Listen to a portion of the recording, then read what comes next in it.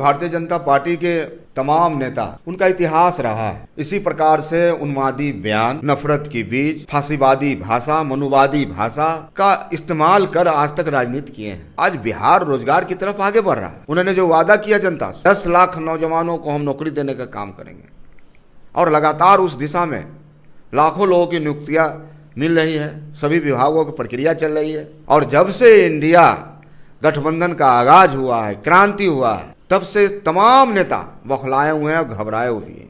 और इसी प्रकार से संसद जैसे जहां कानून बनता है, अम्बेडकर साहब ने जब संविधान की रचना की थी, बापू ने जब इस देश की आज़ादी के लिए लड़ाई लड़ी थी, उन्होंने सोचा भी नहीं होगा कि जहां कानून बनता है वहां रोड की बातें होगी।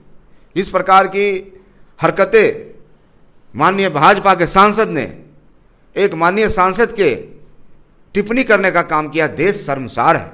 राजद के प्रदेश प्रधान महासचिव व मोरवा विधायक रणविजय साहू हमारे साथ जुड़ेंगे, बात करेंगे। रणविजय जी, संसद भवन में बीजेपी सांसद रवेश बिधूरी जो हैं बसपा सांसद दानिश अली पर बयान देते हैं। वो आतंकवादी, उग्रवादी और भी तमाम बात कहते हैं, मुल्ला भी कहते हैं और भी कई सारी टिप्पणियां करते हैं। देखिए, भारतीय जनता पार्टी के तमाम नेता, उनका इतिहास रहा है इसी प्रकार से उन्मादी बयान, नफरत की बीज, फांसीवादी भाषा, मनुवादी भाषा का इस्तेमाल कर आज तक राजनीति किए हैं।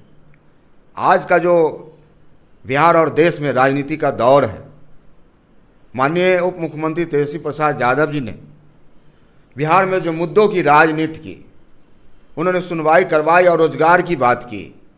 आज बिहार रोजगार की तरफ आगे बढ़ रहा है।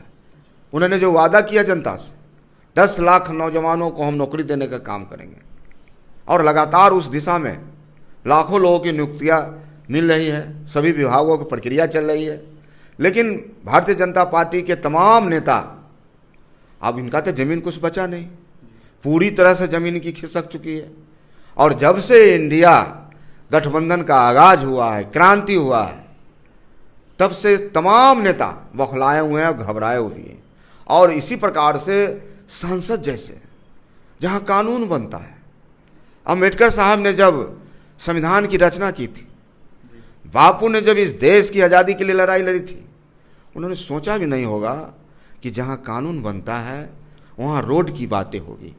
इस प्रकार की हरकतें माननीय भाजपा के सांसद ने, एक माननीय सांसद के टिप्पणी करने का काम किया, देश शर्मसार है। यह देश सबों का है। बापू के 4 सपूत, हिंदू, मुस्लिम, सिख, ईसाई, और क्या साबित करना चाहते हैं? चुनाव नज़दीक है, नफरत बोना चाह रहे हैं, मंदिर मस्जिद की बात करना चाह रहे हैं, हिंदू मुस्लिम की बात करना चाहते हैं, हिंदुस्तान पाकिस्तान की बात करना चाह रहे हैं।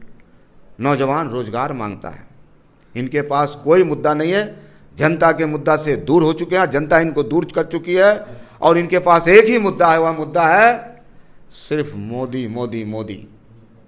और बिहार का नौजवान, देश का नौजवान ने मन बनाया है।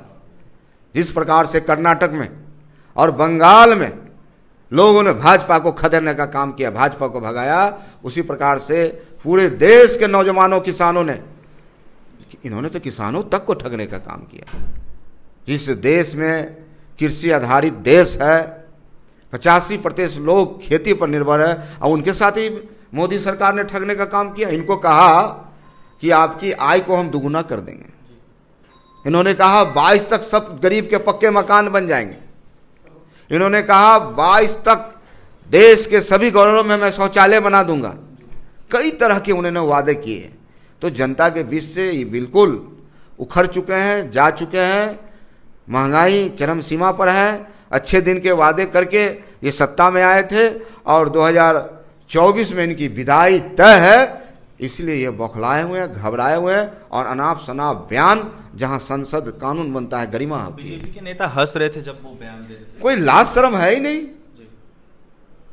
जब मणिपुर में जिस महिला को, जिस बहन को, जिस माता को इस हिंदुस्तान में कभी दुर्गा का रूप, कभी सीता का रूप, कभी माता का रूप, कभी बहन का रूप, उस रूप में हम देखते हैं, और वहाँ हमारे महिलाओं के साथ अस्मत लूटी गई और यह सरकार देखती रही। तो भाजपा के नेताओं में कोई शर्म नहीं है, कोई हया नहीं है, इन सब को बेच चुकी है। और जनता तो देखती है जिस प्रकार से बीजेपी के पूर्व केंद्रीय मंत्री जी ने ठहाके लगा रहे थे, देश आश्चर्य कर रहा था। 140 करोड़ जनता आश्चर्य कर रही थी कि लोग उम्मीद के साथ सदन में भेजते इन्हें, और किस प्रकार से ठिठकारियां मार रहे थे, हंसी गा रहे थे। तो जनता सब देखती है और जवाब देने के लिए तैयार बैठी है। और 2024 में बिहार और देश से भाजपा का नेस्तनाबूद होना तय है। भाजपा वाले तुष्टीकरण की राजनीति कर रहे हैं। निश्चित तौर पे इनकी बुनियाद है कानपुर में आरएसएस का जो स्थापना हुआ था आज से 100 साल पहले, उनका बुनियाद है ये। कानून थोपा जाता है, मोदी जी कठपुतली की तरह नाचते हैं। राहुल गांधी ने तो पोल खोलने का काम किया, हम बहुत बहुत बधाई देना चाहते हैं। माननीय राहुल गांधी ने कहा कि 90 सेक्रेटरी में मात्र 3 सेक्रेटरी ओबीसी है। चेहरा साफ हो गया इस सरकार की। तो कहीं ना कहीं पूरी तरह से भारतीय जनता पार्टी और एनडीए की सरकार फेल है, और जनता इनको निश्चित रूप से रिजेक्ट इस बार करने वाली है। पूरी तरह से ये लोग बेरोजगार हो जाएंगे और अनाप शनाप बयान दे रहे हैं। देखिए, ये लोग पूरी तरह आने वाले 24 में बेरोजगार हो जाएंगे, जनता नकार देगी। ऐसे में रणविजय साहू ने जमकर निशाना साधा है बीजेपी पर। तो वहीं रणविजय साहू ने यह साफ कहना है कि 24 में सीधा भाजपा का पूरे देश से सफाया हो जाएगा। क्या कुछ कह रहे थे रमेश विधुरी के बयान पर रणविजय साहू, आपने सुना है। और भी तमाम खबरों के लिए NBC 24 के साथ बन रहे पटना से सहयोगी अमित के साथ अभिषेक की रिपोर्ट।